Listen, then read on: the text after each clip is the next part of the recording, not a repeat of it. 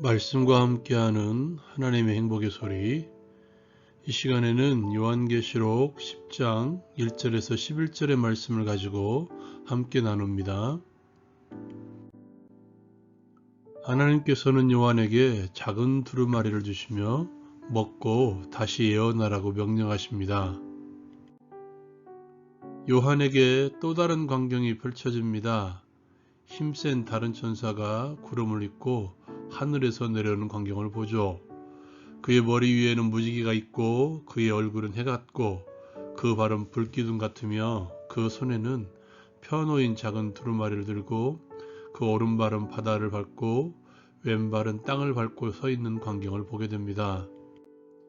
힘센 다른 천사는 사자가 부르짖는 것 같이 큰 소리로 외칩니다.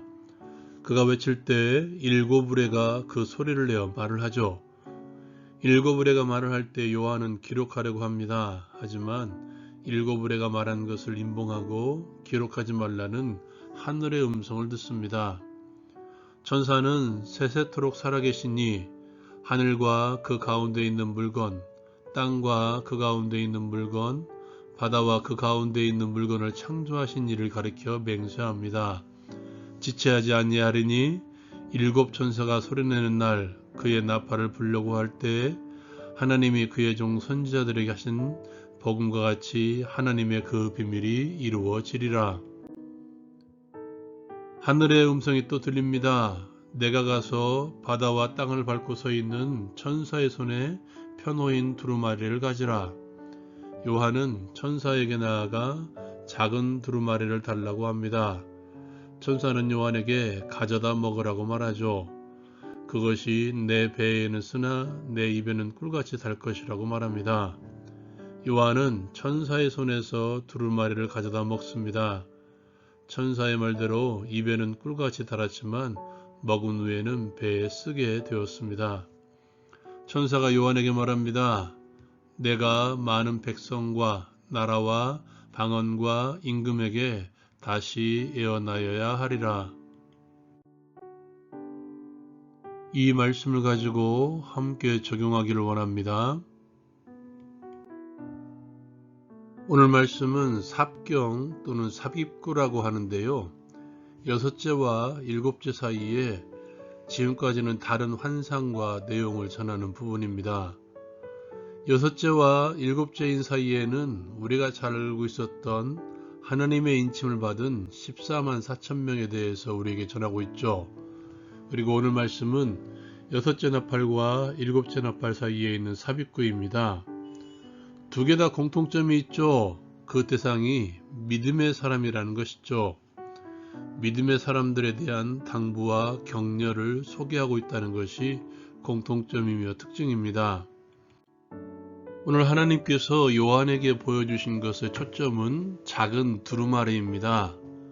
그 외의 모든 것들은 이 작은 두루마리를 드러내기 위한 하나님의 상징적인 그림들이죠.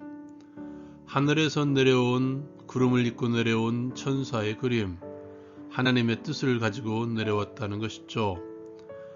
하나님의 언약의 상징인 무지개가 그의 머리 위에 있고 그의 오른발과 왼발이 땅과 바다를 걷고 서 있는 그림을 통해서 이것은 온 세상을 향한 하나님의 뜻임을 드러내고 있죠. 하나님께서는 요한에게 일곱 의뢰로 말씀하심으로써 더욱더 두루마리가 하나님의 마음, 하나님의 뜻임을 드러내고 있습니다.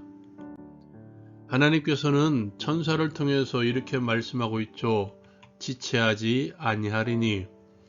하나님이 그의 종 선지자들에게 전하신 복음과 같이 하나님의 그 비밀이 이루어질 것이라고 말합니다. 그리고 그것은 지체하지 않을 것이라고 전하고 있죠. 하나님께서는 당신의 뜻이 이루어지기를, 하나님께서는 당신의 계획이 이루어지기를 지체하지 않으시는 분이십니다.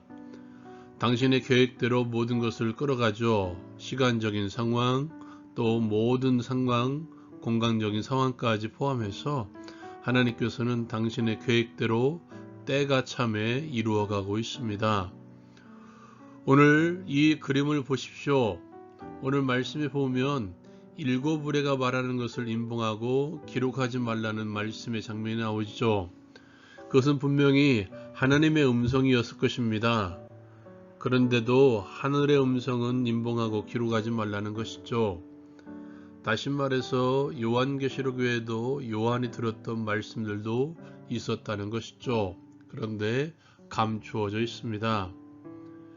하나님의 뜻은 성경에 담기에는 이것이 오해할 만한 소지가 있을 텐데요. 우리의 능력으로는 감당하지 못할 것들이 너무도 방대한 것이 바로 하나님의 뜻이죠. 성경은 우리가 알고 있어야 될, 또 알아야 될, 또 이것으로 충분히 하나님의 마음을 깨달을 수 있는 모든 것이 바로 성경이죠. 그 너머에 하나님의 뜻의 방대함이 있습니다. 그러므로 이 땅에는 시기적으로 상황적으로 이해되지 않은 많은 것들 가운데 하나님의 마음이 담겨져 있습니다. 그럴지라도 우리는 그저 하나님의 계획하심을 믿고 이루어지기를 기대하며 기다리면 되는 것이죠. 또한 다시 하나님의 뜻을 전하는 자리에 서 있어야 됩니다. 오늘 재앙이 아닌 다른 삽입글을 통해서 요한에게 들려주고자 하는 것 또한 오늘날 우리에게 들려주고자 하는 하나님의 마음입니다. 다시 예언하여야 하리라.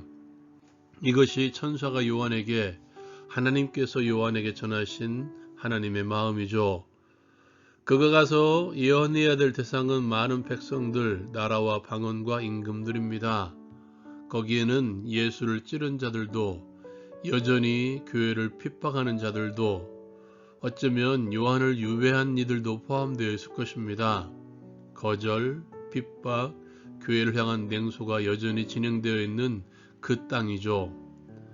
그런데 유배되어 있는 요한에게 다시 가서 예언해야 할 것이라고 전하고 있습니다. 이는 오늘날 교회를 향한 하나님의 당부가 아닐까요? 오늘 그림에 하나가 또 있습니다. 요한이 두루마리를 먹었을 때 입에는 달았지만 배에서는 썼죠.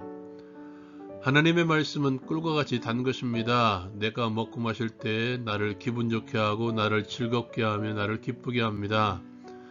그러나 먹고 난 이후에 내 삶에 육화되고 하나님의 뜻대로 살아가며 하나님의 말씀 가운데 담겨진 주의 사명을 감당하려 할 때에는 쓰디쓴 일들이 찾아올 것이라는 것이죠. 삶은 매일 달콤한 것만 있는 것이 아닙니다. 주의 뜻을 다시 선포하는 그 자리에는 항상 핑크빛 미래만 있는 것이 아니죠.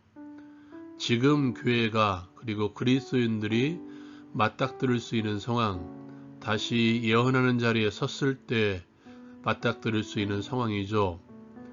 외적인 요인은 핑계가 되지 않습니다. 하나님은 이미 그러리라고 알고 계시기 때문이죠. 세상 끝을 향해 가는 길 가운데 나타날 현상밖에 되지 않습니다. 다시 예언하는 자리, 다시 하나님의 뜻을 선포하는 자리, 다시 하나님의 뜻을 삶에서 선포하는 자리가 바로 우리가 서 있어야 될 자리입니다. 다시 예언하는 자리, 다시 하나님의 뜻을 전하는 자리에 서게 하옵소서. 나에게 다가올 쓰디쓴 현실에 물러서지 않게 하시고 냉소와 거절, 핍박이 있는 그 자리에서 다시 회개와 심판의 복음을 전하게 하옵소서. 예수님의 이름으로 기도합니다. 아멘. 오늘날 우리가 회복해야 될 복음은 축복의 복음이 아니라 회개와 심판의 복음입니다. 다시 듣든지 아니 듣든지 선포합시다. 라운 큐티 마칩니다.